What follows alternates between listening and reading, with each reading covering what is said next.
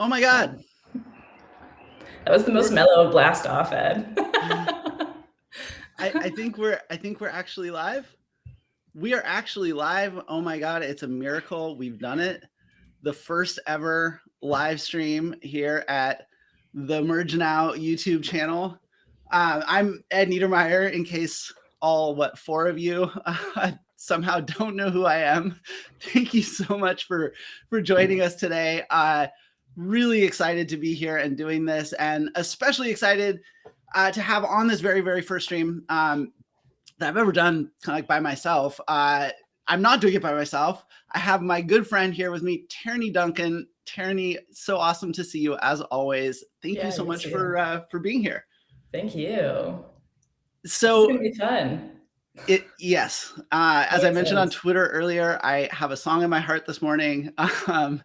And I'm excited to share the joy with everyone. So first of all, let's talk about you. Let's introduce you for the folks who don't know you. You've definitely been on the Autonomicast a couple of times recently with your boss from CompoundEye, Jason, which was a fantastic episode. If you're interested in perception for driving automation and especially like camera-based depth perception, definitely go check out that episode. It was so cool. If you're sick of the camera versus LiDAR debates, absolutely, you have to listen to it. But Tarani, let's back up a sec here. Okay. So you and I first met actually, and this is relevant to what we're going to be like talking about today, at Micromobility USA, or Micromobility America, I guess it was called. The first conference that Horsted You and Micromobility Industries put on. On the San Francisco Bay in Richmond. And it was like, go ahead. The venue was like an old Ford assembly plant, right?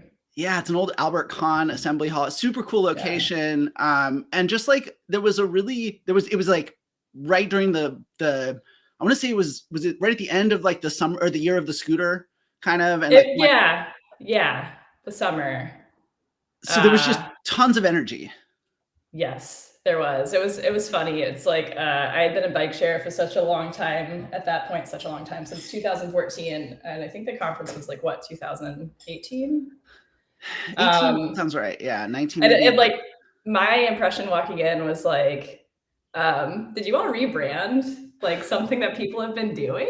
Like, this is pretty wild. Like, bike advocates and folks who just already kind of had e-bikes and people who are commuting by bike already. When the micromobility stuff came up, we were like, yeah, we know it's a good idea. And like when, like the business analysts and the VCs kind of get a hold of it and then like make it like a thing, like it was super confusing as like someone who had been in that industry for a while to see micromobility in these industries crop up. And that conference was like one of the best conferences I've ever been to. The people who were there were just amazing and kind and very smart. And I got the sour taste out of my mouth like pretty quickly. But yeah, I initially walked in and I was like, who the hell do these people think they are? This is like so funny. So really quick, because I want to tell the story of how we actually met. But first, like, it's funny you mentioned that like how sort of a rebrand or whatever can like shift so much. Like we've definitely seen this in driving automation. I have to shout out Liza Dixon, because like it's been so amazing, and hopefully I'll be able to find time in her busy schedule to have her on here sometime to chat more. So I always love talking with her. But what was amazing was like there was a small group of people sort of talking about some of the issues around like human factors and partial automation and things like that. But like she coined this term autonowashing, and like literally that one word, that rebranding, like you put it, like completely changed the dynamic. So yeah, part of it definitely is like, when the VCs find out, when the money comes in, all that kind of stuff, when there's that sort of hype cycle going on. But like sometimes one word, the right word to like encapsulate something is so like changes everything. And I think that's something that Horsted You like deserves a ton of credit for. Yeah, it's like when you logically kind of like know something is there, but it's like a little bit like under your radar or something, and then the person comes out with like the right thing where you're like, I understand this in a felt way now. Yeah. Like, holy shit, bikes make sense. Yeah, totally. The right tool for the job. Okay, so we're at this conference. I was there with Alex and Kirsten from the Autonomicast, and I think I don't know if we were recording, but we had been recording just sort of in this big open hall, like at some like, sort of cafeteria table or something. And like you just like came up and introduced yourself. And it was so awesome because like that's the kind of thing that I'm not particularly good at. I like, did you know someone in the group that we were with, or like? I think I knew Michael Naka. Okay, yeah. At that point, because he's also from Portland, and I was just kind of like, what? Like, what are you? Who are you? Like, what are you all up to? And like, so we've known each other ever since then. And and what's funny too is that actually it turns out that you worked with one of my old college friends from Mapbox and stuff, and so we had some like connections we didn't even know about. I didn't know. I actually did not know that until just now. Oh, really? Have we not talked about that? No. Oh, okay. Well, maybe we'll save that for next time. Something more personal conversation. But but anyway, yeah. So then we've been friends and stuff. The last couple of years, I remember sort of early in the pandemic or something, we went mushroom gathering one time, which was a lot of fun. And then I feel like over the last couple of years, like a lot of people, and I won't speak for you here, I'll just speak for myself and ask you sort of how you experience this. But like, I really retreated like both into a kind of bubble, obviously for, just a couple other people who I trusted and that I would see and hang out with. Not that I don't trust you, but like it just kept it as small as possible. It was literally one other couple. And then also just kind of retreated into my work in a lot of ways, and just kind of had that be the thing that just kind of kept me going. And I feel like starting to come out of this, and we just had our mask mandate lifted here in Portland, and you dropped me a line the other day, and we met up and we just started talking, and it was like, cool. Man, it's really cool, but it's also like we're such creatures of habit that like even if we don't like the habits that we've fallen into, it's still really hard to break out of it. And that's one of the reasons like launching this channel and certainly this conversation with you, but like community is really like a big focus for me right now. And one of the reasons for that is that like, a lot of us have forgotten what that's like and what it takes. And especially if you're the kind of person who's comfortable retreating, who's not comfortable going up to random people at conferences and introducing yourself. Well, I can go up to random people at conferences and introduce myself. I also really liked my outfit that day, so I felt like it gave me like false confidence. But I also felt like I retreated like very deeply into my psyche during quarantine. And my hobbies, like I was like running and stuff. But yeah, I would say like, I guess to like move it along a bit, like community now is probably more important than ever. And how do you build community in the world like it is today? Where I'm still honestly at like the mask mandate lifted, but I'm still kind of like, are we good? Yeah. Well, and that's one of the things that like I think kind of makes community hard, right? Community is easy when everyone is absolutely on the same page about everything, right? But like when you have things that are then potentially life or death, or like serious things where people are all over the place. Like for me, that was one of the challenging things at different points in the pandemic was like different people are at different comfort levels, have different risk profiles, and like even if you really want to hang out with someone, maybe they're not ready or whatever, and that kind of push pull and having that desire to be together and to do things together and to share things, but while still respecting that different people are kind of in different places can be a hard line to walk sometimes. Yeah. Well, especially when it's, so literal, like you could get someone sick. Like if it's just me and my stupid opinion, and I can't like give someone an illness with my opinion, like that's fine. But with COVID, it felt so much more heightened. But then I started thinking, I got more meta because I'm in quarantine, and I was like, but maybe stupid opinions are infectious. Like maybe they are actually pretty dangerous. And we love, when people are scared, and I mean, there's always a lot of creature fear, I think, floating around, but it's really easy to get rid of nuance and to build community around like really black and white, binary thinking. Lizard brain stuff. Lizard brain stuff. Yeah. Ladies and gentlemen, this is Ziggy. Symbol. Yeah. Ziggy on the bowl symbol. There's one in every community, isn't there? Yeah. There's oatmeal he's trying to get to, so I'm trying to move it higher and higher. There we go. So to bring that back to the AV context, or like the driving automation world context, like I'm the kind of person that loves to debate stuff, and like I'm sure if you've listened to the Autonocast, like or follow me on Twitter or whatever, you get that, right? Yeah. And I think debates are important and a part of having like a healthy sense of community, because you're figuring it out. But you're right, like things in general, it's very easy for things to drift into toxicity and being unproductive, and especially in a field like this where there's so many things unsettled, right? And like, camera versus LiDAR, like as one example of things where, as you guys proved in that episode, there's a ton of nuance and there's a lot of really interesting stuff. And sometimes like starting out feeling like there's a debate like gets you stuck in that and stuff. Yeah, well, I think it's like a cheap move to have your campaign or your group or community to be actively against something. Like imagine building a community based on shared values and being for those. And the world, when you tickle someone's lizard brain, it's really easy to build community as a reaction to something, like a boogeyman. But if you had values and you just moved as a community in line with those values, I feel like that's not cheap. That's profound. Yeah, right? Absolutely. And I think for me, like, I've been so focused on Tesla, writing a book and covering them. And that has been really like, it's been great for my Twitter following, for certain things in my career or whatever. But I think that's sort of moving forward into a new chapter in my sort of professional life here.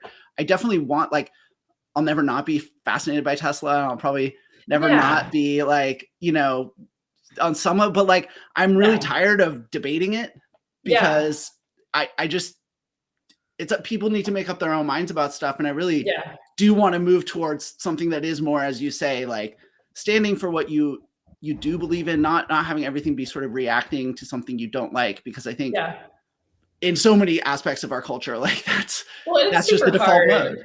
It's super hard, Ed, when you see like someone who has so much influence wielding their power in an irresponsible way. Yeah. Like it kind of feels like it is important to like educate people for their safety in some way. But yeah, if you were starting the education from a place of shared values, it would be a lot easier if there was like some kind of level setting that could happen. But because things are structured the way they're structured, like I noticed the other day that I have Tesla stock in my mutual fund, in my retirement fund. And I was like, oh my God. Like I think that Elon's been incredibly irresponsible and has endangered lives as well. And then it's like, and I don't even have this part of me that's kind of like, well, I want my Tesla stock to do well. Like I'm going to talk to my CPA and be like, what other mutual funds can we? But I see how people get really emotional about it because they're like, my retirement's tied up in this. And this guy's clearly smart. Yeah. But I digress. Yeah. No, not at all. No, I think what you're touching on is one of the really big challenges in like the whole, as you start thinking about the idea of like, what is community around something like driving automation technology or mobility technology or whatever. Like these are business ventures. These are, economic things. And however you might feel about capitalism writ large, like there is sort of an intrinsic challenge in capitalism in that you have to kind of somehow simultaneously see people as fellow economic actors, competitors, potential customers, and so you have to see people in terms of your economic interests, but then you also like, we're humans and we have to see each other as humans. If we lose that, that's when things get really bad and ugly. And I think that like, that's been one of the challenges, in automated driving and stuff, particularly just that's the world I focus on. It often doesn't feel like there's as much sense of community there. And in part that's because there's so much competition and so much jockeying and elbow throwing and things like that. So, and again, I don't know, like really besides like seeing people as humans and like kind of self, you know, connecting on a human level, I'm not really sure, you know, how to go about that. Like, I think part of why I want to do these streams and have these conversations is to kind of think about that and work through that. But I don't know what your thoughts are, because this is something we all have to cope with, right? I just have this thought that you're like decentivized to look at history and pay like respect to history over time with how things are structured, especially in VC, where they're like 100x, 1000x. Let's sink $2 billion into this industry on a flimsy form factor that people are just gonna. That was a nod to micromobility.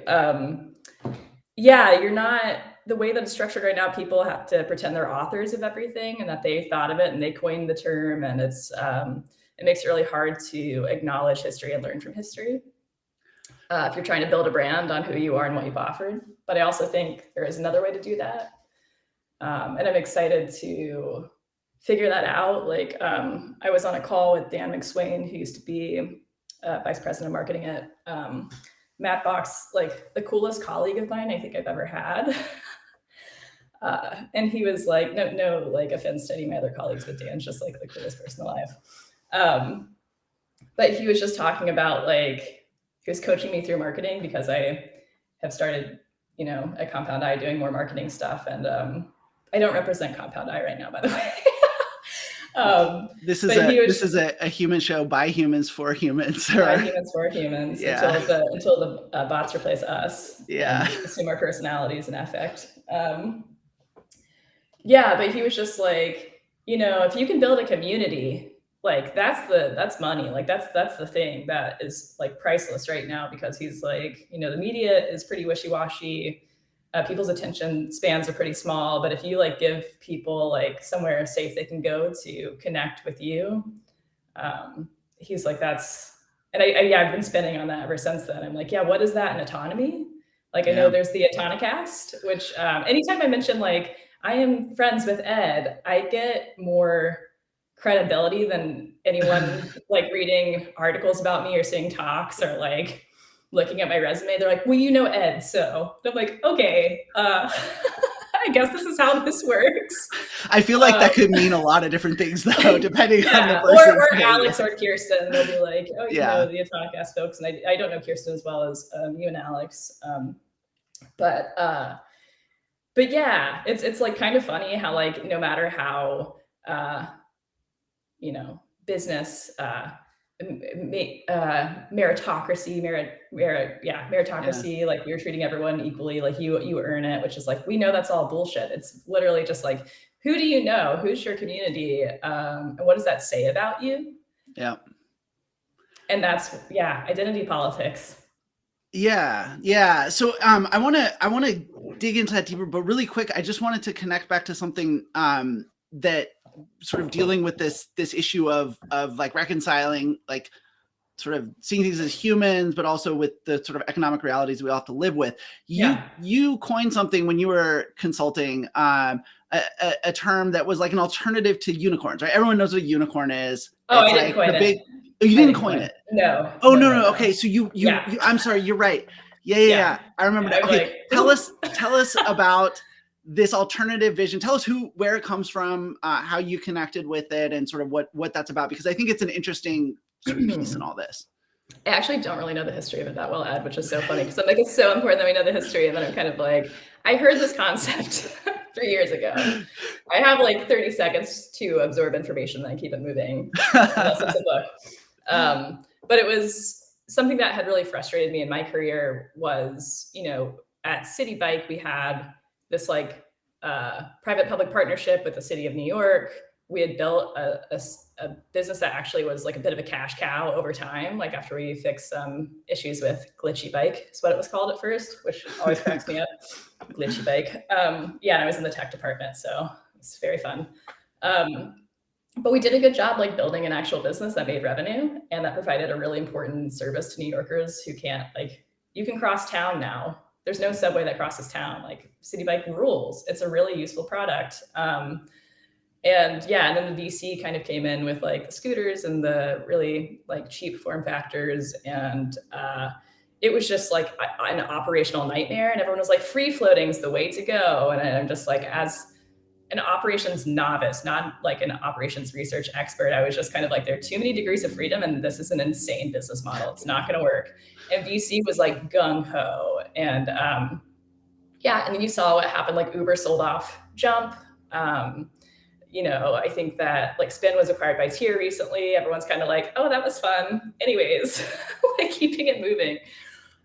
So I would say like City Bike was something that people call a zebra, which is you are building revenue over time. You're expanding incrementally after like you have certain phases that you test, meet certain goals that you have for your business, and then you expand when you can, and then you expand the whole time we weren't making money the whole time. Like bike share is really operationally expensive and the hardware is expensive. But yeah, I would say City Bike was a zebra. And then that was against this new concept called a unicorn, which was just like, we're gonna also like, hardware unicorn, like shared hardware, like that to me, I was always like, have fun with that. So I was going to say, I mean, because I think a lot of this like unicorn obsession, I mean, very clearly it comes from software where you're in this virtual space and you can scale instantly at no cost. And but compared to doing things in the real world, and I think we've seen tech companies struggle a lot. First of all, actually, we've seen them succeed, on paper in market caps and things like that by saying we're taking this tech approach to hardware in the real world. But I think over time, people's safety is at risk. Yeah, and over time, exactly, you see and you're a public right of way with other human beings. Yeah, whether it's manufacturing, right? Whether it's the safety issues, whether it's also just being, like you say, a good citizen of the public space. Virtual space is infinite almost, right? You don't have those same challenges of how do we share a limited amount of space between all of us. Right. Which is a really important like social skill that kind of seems to be a community, if you will, skill that kind of seems to be missing from a lot of, tech startups and how they approach things. People will call you a pansy if you start like raising ideas like that. Right. They're kind of like, you just don't get it. You're not innovative enough. Like you didn't go to Wharton. You didn't go to Dartmouth. Like you don't understand. And it's like, but I live on a planet. Yeah. And I like know what it's like to like, this is the user stories here are delusional. Yeah. Well, I think one of my favorite things about going to Japan is seeing how people share. Large groups of people are so good at sharing confined amounts of space. Yes. And it really makes it clear this is not something that's innate or whatever. This is a skill that people, it's a combination of, it's a value. And we can do it. We take our trash out to the curb once a week. We're trained to do that. We're trained to do our part in the system in certain ways. And like, I know America's like, we don't do that. It's like, well, do you take your trash out to the street? Yes, you do. You're a part of it. Merle Latterman Mucalees, who is somehow connected to the folks at Manif, someone's mom. Whose mom is Merle? We've already talked about this, like the maintenance art manifesto and like how everyone's a part of it. It's beautiful stuff. Yeah. So, and just really quick to put a ball on the zebra thing, I get, right, you've explained that it's an alternative to sort of the traditional, or what's become the traditional Silicon Valley startup goal of, grow as fast as you can to become, worth as much money on paper, right? Have the valuation. So the zebra is an alternative. That's why the market's crazy right now. Like no company is delivering as much value as the valuation, Yeah. Like, I mean, some are, but like, the overinflated ones. And I really like the reason why I joined CompoundEye is because like, I think we've gotten 11 million over 7 years and we have had customers and we're not like, Jason's not insane. Like he's building a business that's going to do you're just saying that because he's your boss though. Like I can't see who's on this stream right now.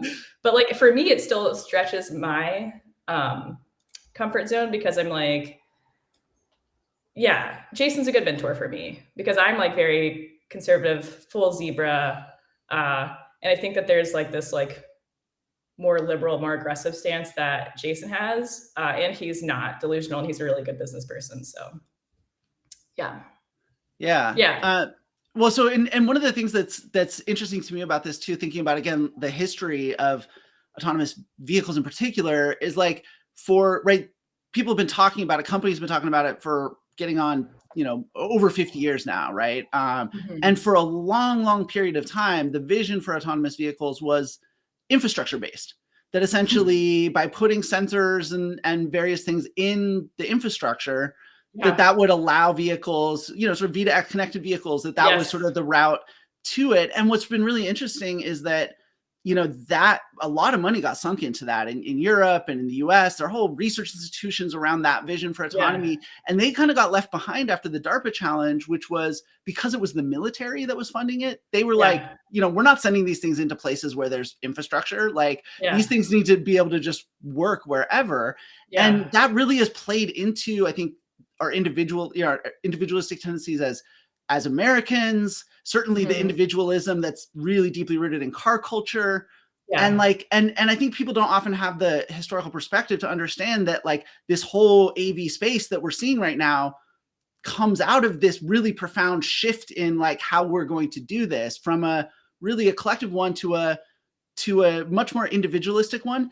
And I think it's fascinating that like, well, the form factor alone, like that it's a car that has to be autonomous. Well, that's a whole other, that's a giant can of worms. We'll definitely be talking about a lot about on these streams about car culture and autonomous vehicles. But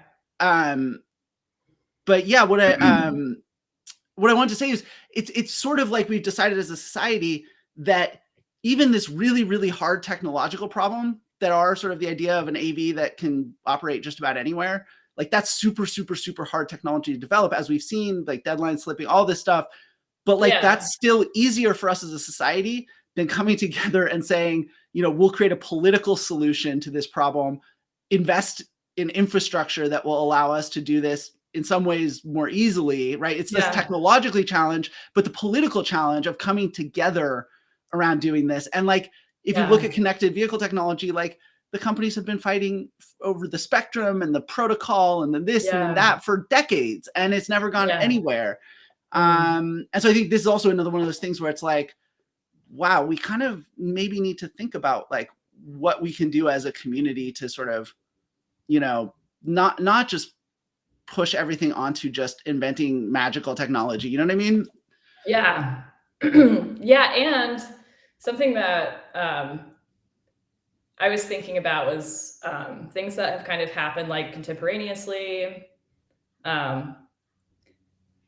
So something I had read at one point was like, we had developed like the idea of the humors after the aqueducts were up and running. We got really good understanding of the human nervous system after telecom was invented. Like these breakthroughs in technology are so interesting, and they do so much to like evolve human understanding and consciousness. This is the perfect thing for a live stream. Just said consciousness, cool. But yeah, and like I think like the pre-Socratics were around like the same time, like some of the most prominent Buddhist philosophers were around too. And like, can you imagine if they could just hop on a live stream and talk? Which sounds like it's cheapening it. I don't think that it is. But they're like, I think that the ideas that we're having and the experiments that we can run are like really interesting. And yeah, autonomy has been pretty messy because of the money piece. Which by the way, is necessary. You're not going to develop this technology without money. Yes, right? Exactly. I'm not saying, and what I'm suggesting is no more money. We barter for everything. Yes. Yes. I'm not saying that, but I just think like autonomous technology does not is like not good or bad. It's just like how it's wielded will determine, and it's been wielded pretty clumsily and dangerously so far. And I'm really excited going forward, I think, to try to build a community around shared values and excitement around this thing. Because I do think like, virtual reality, autonomy, all these things that we're working on, where I'm kind of like, these subjects break my brain a little bit. and make me super uncomfortable. But if I had a community where I could discuss these things in an open-minded way that wasn't necessarily me like zoomed into my retirement account all the time, like that would be really cool. That'd be super cool, because it's an exciting time to be alive. It's a really harrowing time to be alive, as always. Being alive is precarious business. But yeah, I'm really looking forward to, it's my intention to build that community and find that community in autonomy. So, and so this is really interesting, because I think, this is something that, part of what we're going through here is the media landscape is also like really shifting a lot, and it's not really clear where it's going. What is fairly clear is that the traditional sort of ways of doing and thinking about media, they're surviving in some forms and stuff, but like for a lot of people, like how you consume, how you surface, consume, and sort of digest and process like news and information is really changing a lot. And I think a lot of that shift is from sort of media outlets and sort of kind of institutionalized, I don't know if elite is the right way to put it, but to something that's more sort of decentralized. And again, these sound like buzzwords and stuff, but like, and by the way, I'm not saying this is like all for the better. I'm just recognizing like this is kind of what's happening, right? And so I think folks like you who are in marketing, like, especially if you want to stay a little bit ahead of the curve, and or even just do things in a new and better way, like this is an important shift to identify and to figure out how to work with. So talk a little more about like just sort of how community fits into your vision for like marketing for a company like CompoundEye. You know what I really love? I was looking into how I can do this thing, and then I was like, Alex did it with Argo on Ground Truth. Like just having a site where people can kind of go and see the latest and greatest, and see some people who are really invested in this and thinking about it very deeply every day, write some really thoughtful pieces on autonomy. And like Ground Truth is a really, really great resource, and I'm glad that it's out there. Riley Brennan's newsletter is an epic resource. I read it every week. Michael Naka had a newsletter as well. The thing that you and I were talking about that is missing is more of like a visual like presence, and also like clearly face-to-face stuff. And like, when we were drinking at the tavern near my house, I was like, we can just get like a bunch of nerds to do like, we'll go to Miami Beach, we'll get glow sticks, we'll rent an arena, and we'll just like have smoke bombs and fog machines and see like how well the sensors really do integrated visual environments, and like have fun with each other. And then, afterwards do like a retro and see like what worked and what didn't work with the tech in a non-loaded way. Like just really getting excited about the problems, and being a resource for what is the latest and greatest thinking, and being really open and honest for like, it's not going to serve me and Jason well at all if I pretend like what we're doing is the end all be all. I believe it is an amazing, amazing technology, or I would not have hitched my wagon to it. But like, we have to be incredibly honest and forthcoming about like what we can and can't do, or else we're pretending that we have product market fit where we don't, and that's a waste of time. So I just think creating like real community around the problems and making it fun, and basing it in real research. And we've found through talking to OEMs and tier ones and with defense customers that like there's this like special kind of nerd who like really gets what we're doing, and like I want to drink wine with that person. I do. I want to like listen to them talk. There needs to be more camaraderie. Yeah, 100%. And so just, one of the interesting things, Ground Truth Autonomy, by the way, like full disclosure, I'm probably gonna be sending them a couple drafts soon, so you may see some of my work there. No, nothing official, no promises, but one of the things that I think makes that a really interesting place that I would be interested in contributing to is that it's not just another corporate blog.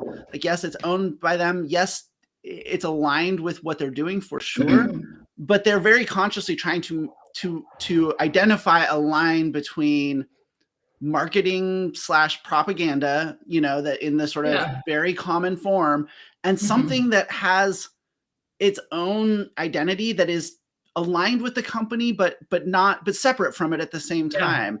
And I think that that's one of the things that's sort of missing a lot here is that, the media business is super, super hard. Like I've been there, and it's just a really tough business. These companies have enough money to go ahead and spend a lot of money on their own blogs and their own communications and stuff. And yet so much of that ends up just being this, I don't know, like something that doesn't bring people in and say, hey, I want to be part of that. And I think that, and I'm not saying Ground Truth is 100% perfect in every way or exactly what I would do if I were launching an outlet or whatever, but it's a fascinating example of a company making a conscious choice to do something a little bit different. And I think that it really stands out in this space. And I think that that's kind of a really important part of this new way of thinking about, as you say, sort of community-based, marketing, right? And if it's so like heavy-handed, like people can smell it. Like if it was just like, this is Argo, like I would not mess with Ground Truth, but it's not like that. It's like Argo has enabled this thing to happen. Enjoy. And I really like that. Like when I was at Mapbox, we had the micromobility panel with Alex Roy, Warren Logan, Michael Naka, Stacey Randecker, and Nellie Pearson. And it was like advocate, Alex Roy, just huge personality with lots of How opinions. do you even describe the man? Yeah, I'm just like Enigma and just Alex. Alex. Nellie, who worked for Jump, and then like Naka, who was just like very like involved in like micromobility in the early stages. And it was like, I thought it was such a heated debate because they all were coming at it from such different sides that I was like, they might fight. Like this might be like Jerry Springer for nerds. Like it was like, because they were so pumped up about it. And then the room was just like, yes, I know these people. I follow them on Twitter. Yes. Like something was in the air. It was like a magical event. And it was, I think one of the most successful events that Mapbox had. There were over like 200, 300 people there. And so like that was super special. But then the team was like, well, let's get this engineer to like do a presentation afterwards about like how he built like micromobility tools using Mapbox. And he started doing that, and everyone was like, bye. like this room stinks now. Bye, we're leaving. It was sad because like his tools were really cool, but it was like, it wasn't that, right? It wasn't, it was like more just about like the community and the passion around the idea and like thinking of it on like an abstract level and relating to it that way rather than let me show you how to build a micromobility app. So as soon as companies and their like marketing start being like, and now it's about us, the public's like, we know cool people work here, we're leaving. you know?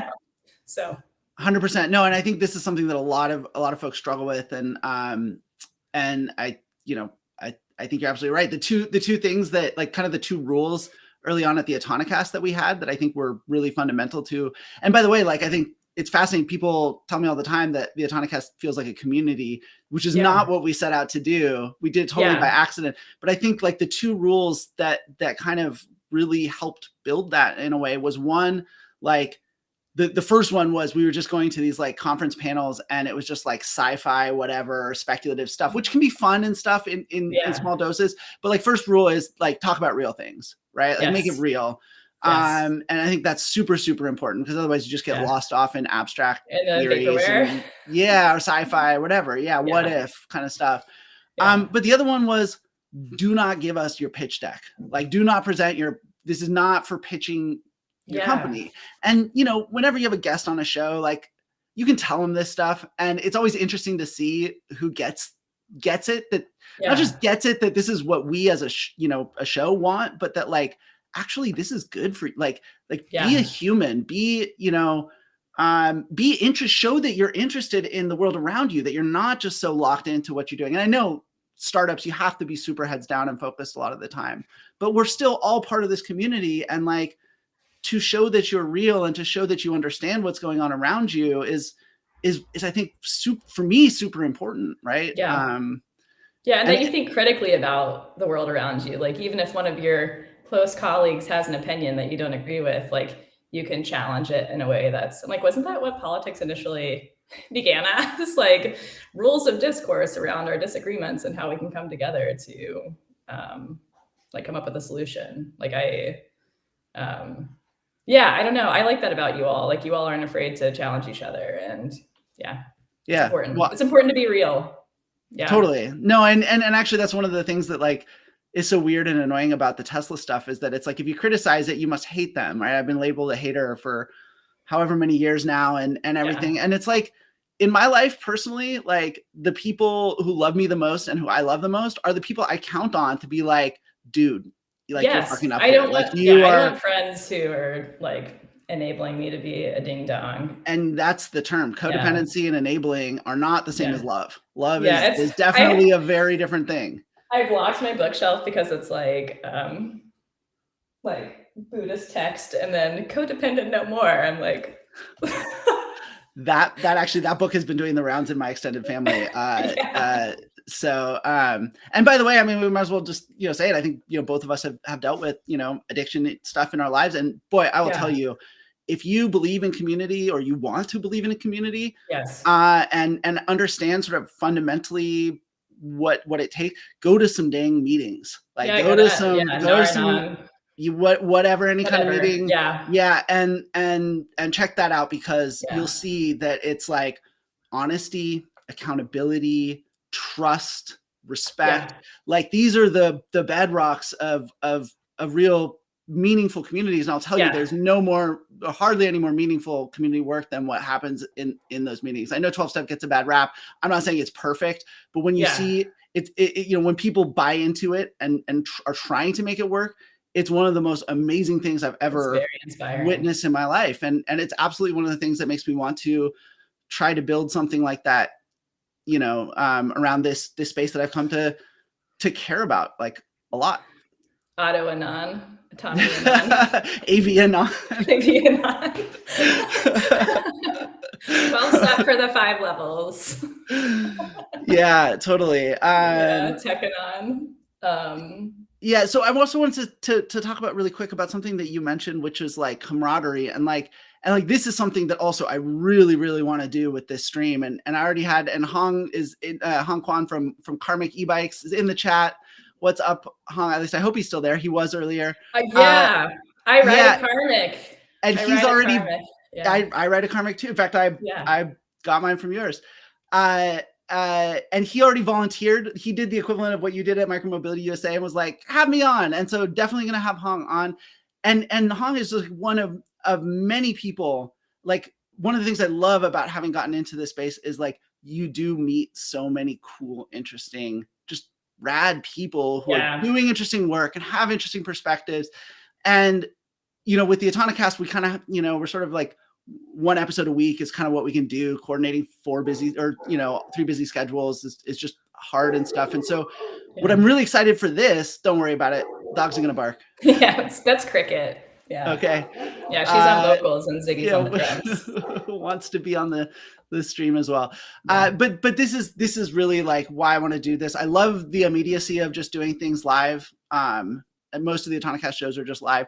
The reality is that getting all of the cool people we meet on the Autonocast is just never going to happen. And so if you are someone who is passionate about what you do, who cares about this space, if you're vibing with some of the things that we're talking about, or if you know people who should be like, what I want to make these streams to be a platform for other people. Like, I don't want it just to be about me and my opinions. I really want to like get as many of the cool people that I've met just up on here talking about the things they care about.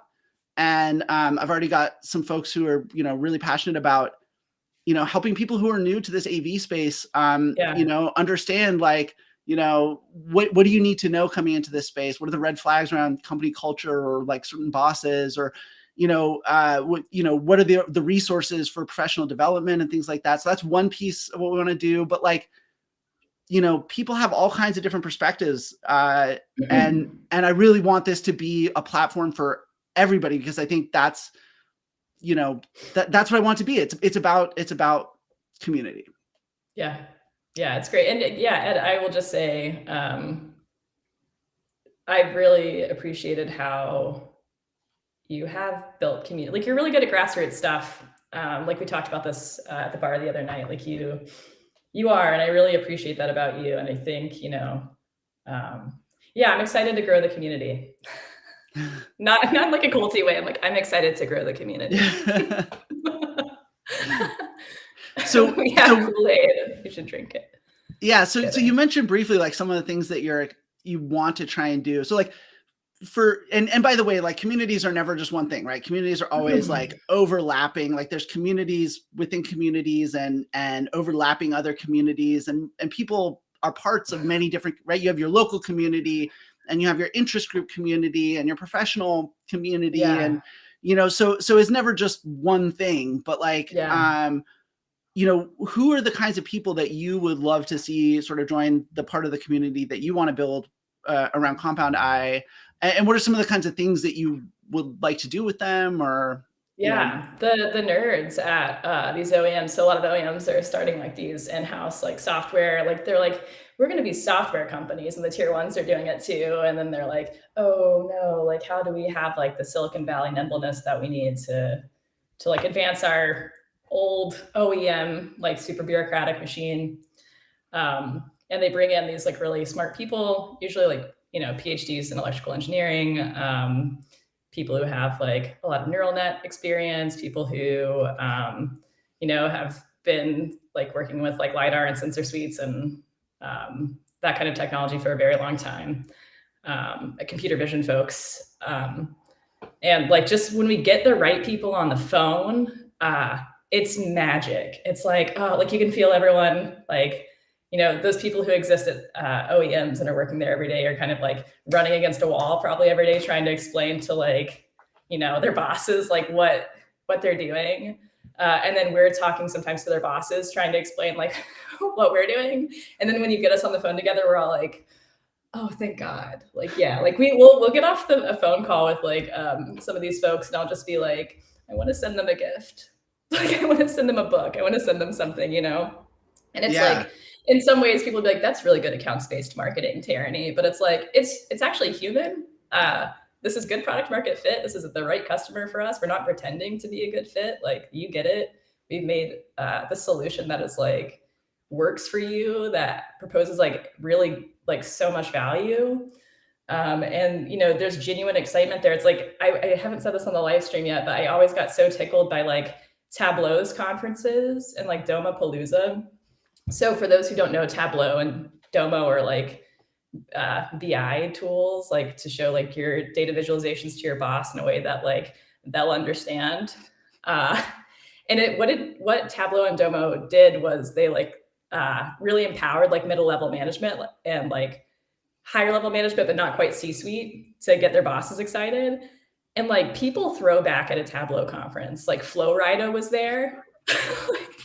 Like just like nerds going crazy. Like they're so happy. They're like, my boss thinks I'm good at my job. And they like are just like getting really turned up at these conferences. I think when you give people the right tool and when you like enable them to do their job better, and when you make their 40 hours plus a week easier and they feel understood by you, there's going to be community around that.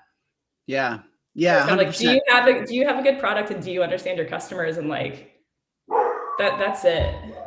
Yeah. When I was at Pave, I had this, I realized, right, it was, fairly small organization, huge mission.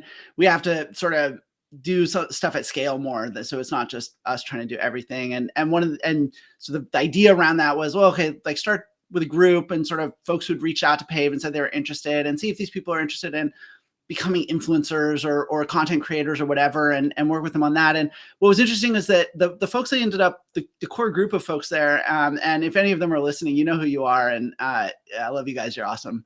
It ended up not being anything what I like what I'd set out to do. It was really just a group of us who just got together and just chatted for an hour a week. And there were some folks who do work in the AV sector, but like very much in non-technical roles. And really it was just, and we have a guy who's working on his PhD thesis, and like just all kinds of different people, different angles and interests and whatever, small group though. And we just shared this like pure enthusiasm for what we were doing. And that was also something that was really influential in how I thought about sort of taking this this next step as well, because I think you're absolutely right. Like there's this well understood thing in cars and all kinds of product classes where it's like, well, if you get the product right, the sales will follow. You don't have to focus on, a ton of advertising if your product is good enough. And I think there's something similar to that in marketing itself, which is if you can connect with people on a real level and share a passion and enthusiasm, especially in this really exciting field, that like the sales part will kind of take care of itself. Yeah, it's not fake it. Not fake it till you make it. It's like make it in a way that isn't fake. Reel it until you make it. Yeah. Reel it until you make it. Yeah. We have a question for the audience. I'm going to put you on the spot for a second here really quick. We have a question from Las Vegas Crow. I have a question for Tarani regarding. I know I told you. I've never been on a live stream before. This is so cool. Look at my This is working out so much better than I thought it would. Bam. I have a question for Tarani regarding 3D vision. How far do you think we are to having something at the silicon level that is close to how humans perceive the world in detail? This is a really tough question. Again, I'm sorry. No, it's not. It's not. Spot. Okay, I did something the other day where I just like. My visual system got confused by semantic cues, which is like, I had prior knowledge of all the objects that existed in the scene. My brain did something weird with the semantic cues and I messed up and ran into something. And I thought like, oh, if my parallax had been better, I would not have messed up. So like there are some things that I do in my day-to-day where I know CompoundEye's sensor suite would just solve it unemotionally because it has good, stereo depth and semantic cues and it's, software. So it runs to be like more consistent than me. So I'm like, I'm a little groggy. My brain glitched. I would say like my mean cycles before failure are pretty low. And I think that if we did like a Paul Bunyan thing with me and CompoundEye's hardware right now, it would win. So interesting. But that may not be true for everyone. We'll see. Yeah. Right. And there are a lot of different visual tasks, right? And so like was it Paul Bunyan who's the real no, I know who you're thinking of. It was John Henry. John Henry. Yes. Yeah. Different folk hero. Yeah, John Henry. Yeah. Maybe that would be a fun thing to do on a live stream. Like set up semantically tricky environments for humans and machines and see who does it better. Yeah, absolutely. I mean, I think also, so like one of the things probably, and again, I don't know a ton about this, the technology or even the human eye necessarily, but I think it's our flexibility, like in a lot of things, right? Certainly anything to do cognitively, like where we're much worse at computers than counting and anything that depends heavily on counting number-based, logic and processing. But our brain is just flexible in a way that computers, even with neural nets and everything like that, like we're still fumbling towards something even close to what the human brain can do. My understanding is that I think the eye is similar. No, you disagree?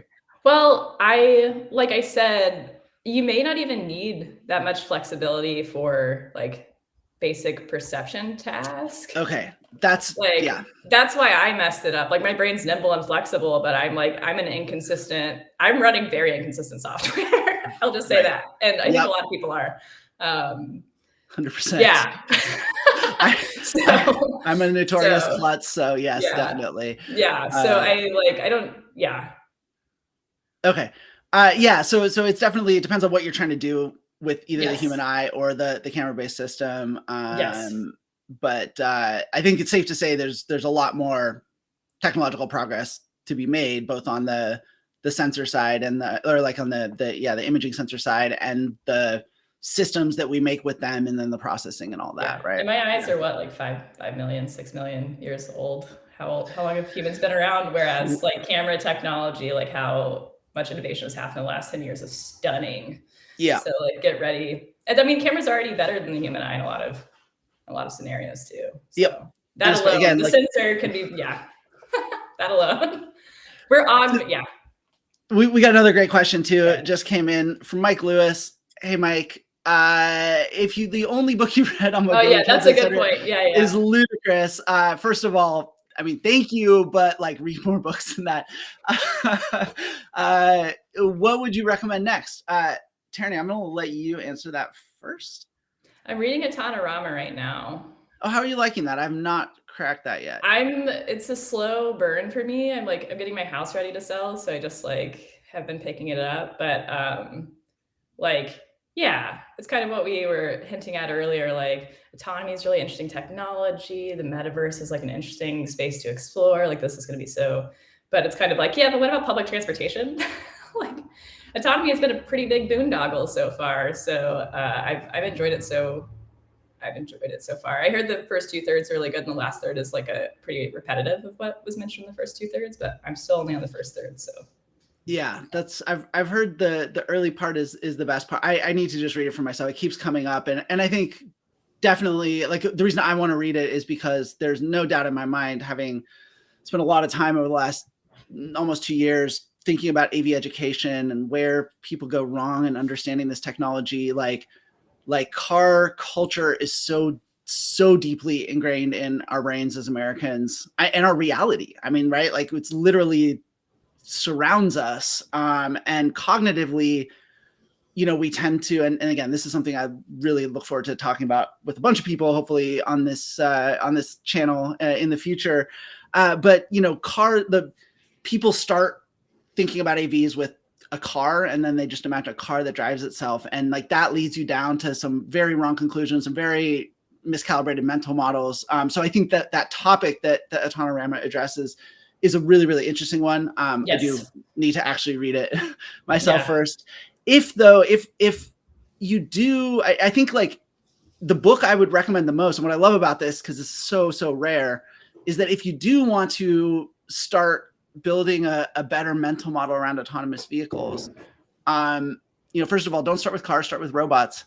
And if you're going to start with robots, the book by Laura Major, What to Expect When You're Expecting Robots. What I love about it is first of all, it's really just brilliantly done. It's short, it's an easy read.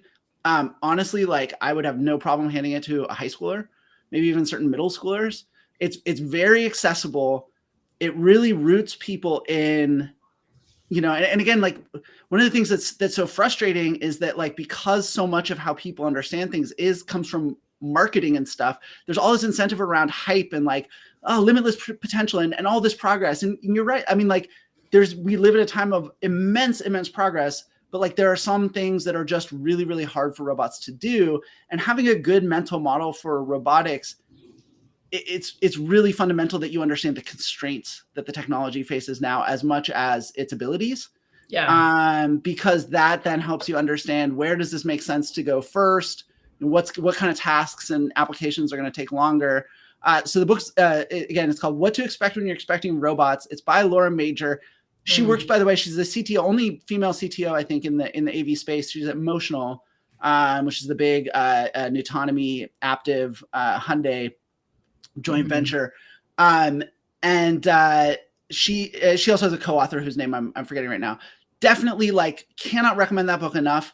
And again, like all ages, really, like if you have kids in high school who are interested in this stuff, get it for them, steal it, read it first before you give it to them. Because it doesn't matter how old you are. Steal it? I mean, if you're giving it to them as a gift, not steal it, but like buy it, read it yourself, and then give it to your kid, and tell yourself you're buying it for the kid. So I think we'll talk a lot more about books, hopefully on this show, because there are a lot of them. And also I think, one of the things that I want to do is celebrate the people. And by the way, I have another stream coming up later this afternoon, much later. It's 4:30 Pacific, 7:30 p.m. Eastern, with Mahmoud Hikmet. And, one of the things I love about him is that he just started making content one day. And like, we kind of found each other on the internet. And in my career and life, like so much has come out of just, it's sort of the equivalent of you just coming up and introducing yourself to me. Instead of me, I don't do that well. What I do is I'm just going to write something about this and just put it out there and see what happens. And like taking that first step is so huge. And so I'm really excited to talk to Mahmoud and content creators like him, not just so you can get to know, he's a cool guy. I love chatting with him. It's going to be really fun to just hang out with us, I think, hopefully. But also I really want to like help people get over that initial barrier of just diving into it and just start making some content, whether you do a live stream like this, whether you make a video, whether you want to write a book, whether you want to write a blog post, whatever it is, like this is also how community is made. And if you, hopefully by like highlighting some of these stories, you know, this will help inspire people that like, it's not that hard. You just have to kind of start doing it. Doesn't have to be perfect at first. God knows this live stream is as crude as it gets. But we're having fun. We've got 17 people watching, you know, which is incredible. This is, you know, yesterday this channel had 0 subscribers. No one knew about it. And you just got to take that first step and then take another step and then take another step. So hopefully more discussion about books, and all different kinds of content here. And with that, I mean, we're over an hour. I think, Tarani, is there something you want to chat about as we go out here, or? No, I just like this. It's such a meta conversation because this is, you know, this is community, and I'm glad that you're a part of Mine Ed, and I appreciate everything you do. And thanks for having me on. It's been cool, as always. Well, thank you. Thank you for coming and doing this, for being the very first guest that we had, hopefully of many, many, many. Thank you also, like, just to everybody. Like, I know there's not a ton of people here, but like, this is amazing that anyone's here at all, that we've got a chat happening. It's amazing we're alive. We're on a planet that's hurling through space. Absolutely. So with that, we'll go ahead and wrap it up for today. Thank you all so much. Tarani, you're the best. Can't wait to have you back here for more chat. Can't wait to also just go meet up for beers without even 17 people watching. Yes, well, we could do a dance performance art next time.